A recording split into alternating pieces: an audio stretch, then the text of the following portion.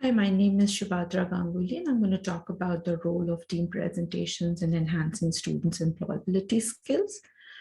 The question then comes as to why am I choosing employability skills? A lot of research in the recent past have shown that in the workplace, technology seems to be a very important factor for the employers to hire their employees. There are also certain ideas that employers are utilizing in terms of hiring, which are resilience, flexibility, negotiation, business communication, and leadership. Last but not the least, human skills have become a very important ingredient into employability skills in the days of artificial intelligence that we are coming across very often. The model that I've used in my classes for teaching economics in various courses, micro, macro, business, are essentially a student-driven instructional model. In this model, you're talking about teams being formed by the students based on a common idea or theme that attracts them or attracts a group of them. They establish their roles and responsibilities within this team, how they're going to perform the work, who does what, and maintaining that accountability throughout the process of the presentation. The presentation is also about findings and research outcomes that they do jointly, collaboratively, which is then going to go through a peer evaluation process. And this peer evaluation is done by the students for the students. So if you have a group of 10 teams in your class, then each team is going to be evaluating 9 other teams, but they're not going to evaluate themselves. So each team is going to receive 9 sets of evaluations in this process.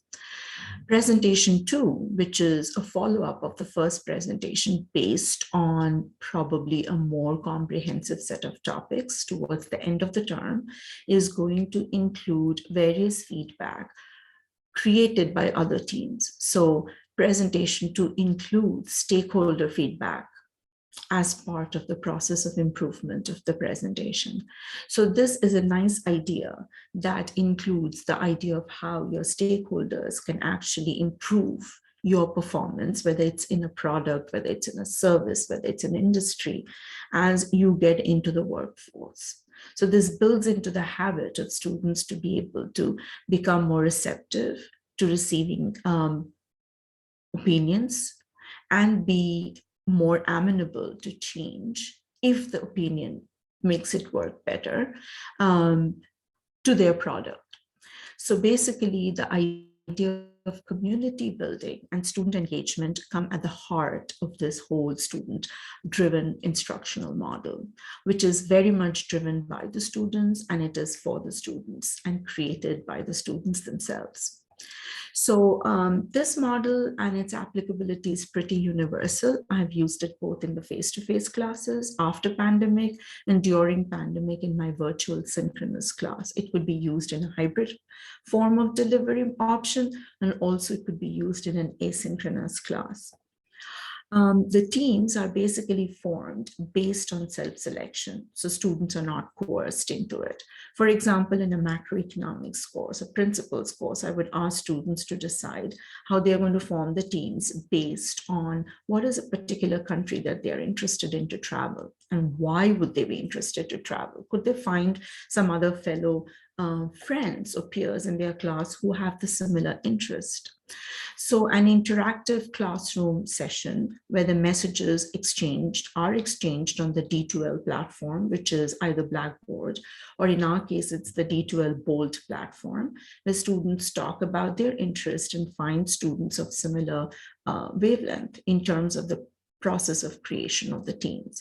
So this is community building, which is mentioned in the literature, which helps them not to be coerced into a team, but to be able to create a team more through, discussions, common threads of understanding or liking of a particular area.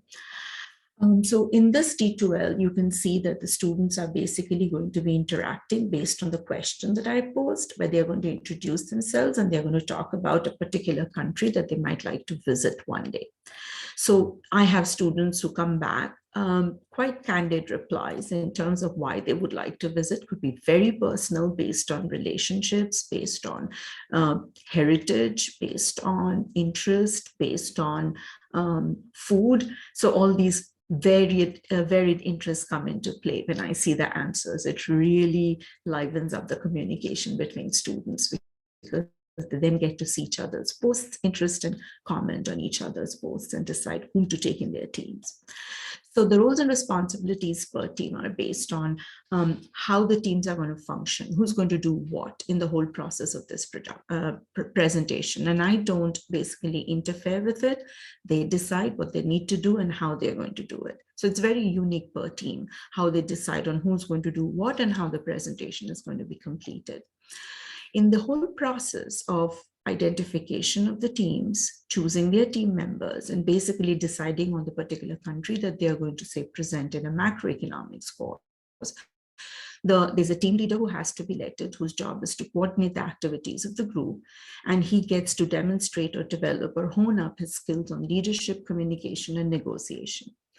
For the team members, I think it's a lot to do with their communication skills, technology skills, and their time management, where they have to work with each other mostly remotely, because they have very different schedules, in order to build their presentation and then discuss and present it in class, which is a live session or face-to-face session post-pandemic.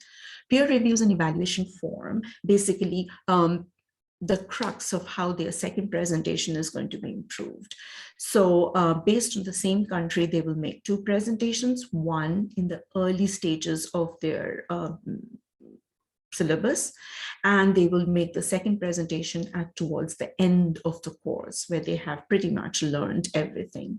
So the process of peer evaluation, as mentioned before, highlights a number of important things they're going to come across in their future job or careers. So the sample peer review document includes questions which I provide them with, and they fill it out in teams, not individually. So this asks them to identify at least 3 concepts or areas that they can see they can improve on in the other presentations, 3 areas that they see are very good and why they are very good, and finally how they themselves can think about ways to improve and help others in terms of the presentation technique or presentation style or presentation mode or whatever. So this feedback is then distributed to each and every team. So each team then receives a bunch of these evaluations. They select what they really want to talk about or improve on, because these could be a lot of repetitions, it could be a lot of feedback.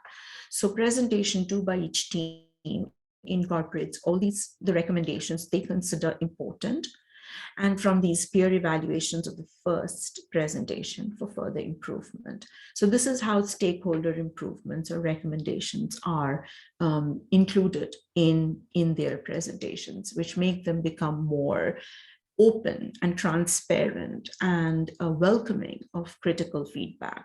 It also allows them to take it along their stride and not to get personal about it. Finally, a conclusion about how this has worked, what has been the ups and downs. So it is an ongoing process of how this model is being built in my classes. It is definitely, calls for improvement, because there's a lot of things that still needs to be worked on, but it is something which is working, which is getting better every term that I use it. I would like to use a rubric for presentations for peer evaluations, and that's something I'm preparing right now. Again, my very important conclusion to this is it should not be a one-off approach in a particular class or a course. It should be embedded throughout the curriculum to help students build these strategies of job or employability skills. References are attached, and a lot of questions and comments would be very, very welcome. Thank you for your time.